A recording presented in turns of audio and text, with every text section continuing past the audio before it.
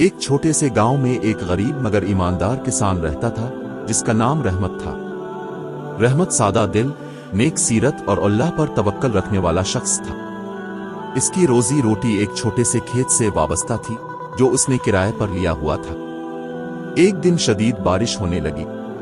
आसमान पर घने बादल छा गए, बिजली चमकी और मूसलाधार बारिश शुरू हो गई। बारिश इतनी तेज थी कि खेतों में पानी भर गया, नालियां अलिफाबल पड़ी और जमीन की मिट्टी भी बहने लगी।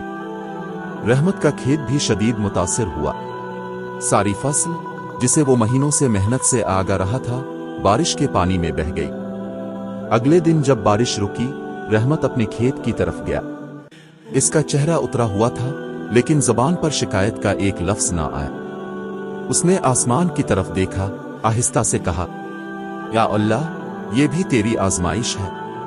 ताब बेहतर जानता है, मैं तेरा शुक्र अदा करता हूं कि ताब ने जान सलामत रखी। फसल गई, दोबारा लगा लूंगा। ये जुमले करीब खड़े एक नौजवान ने सुने जो अपने बाप के साथ इसी गांव में रहता था। इसका बाप बहुत मालदार था, मगर बददियानत और हराम की कमाई में मुलव्वस। वो नौजवान अपने बाप की रविश से नाखुश था, लेकिन कोई रास्ता ना मिल रहा था। इस दिन जब इसने रहमत की बातें सुनी, इसके दिल में एक चिंगारी सी लगी।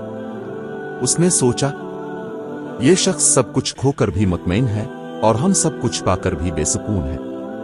वो नौजवान रहमत के पास आया और पूछा, चाचा, अपने सब कुछ खो दिया और फिर भी शुक्र कर रहे हैं? रहमत मुस्कुराया, इसकी आंखों में सुकून था। बेटा, जो चीज अल्लाह की रजा से मिलती है वही बाकी रहती है। दुनिया के नुकसान पर अफसोस नहीं, अगर दिल का सुकून सलामत हो। ये बात इस नौजवान के दिल में आतर गई। उसने घर आकर अपने बाप से कहा, अब्बा, मैं तुम्हारा कारोबार नहीं संभालना चाहता, मैं हलाल रोजी कमाना चाहता हूं, चाचा रहमत की तरह। बाप ने गुस्से से देखा, लेकिन बेटे की आंखों में अज़्म था। वक्त के साथ वो नौजवान रहमत का मददगार बन गया, खेतों में इसके साथ काम करने लगा। उसने खुद मेहनत करना सीखा और रफ्ता रफ्ता उसकी जिंदगी बदल गई।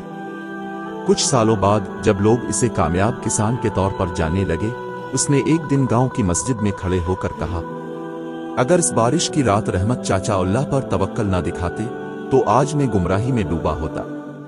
बारिश जो बज़ाहिर रहमत के लिए आजमाइश थी, किसी और के लिए हिदायत बन गई। कुदरत के फैसले बज़ाहिर सख्त होते हैं, मगर उनके अंदर कोई ना कोई हिकमत जरूर छपी होती है।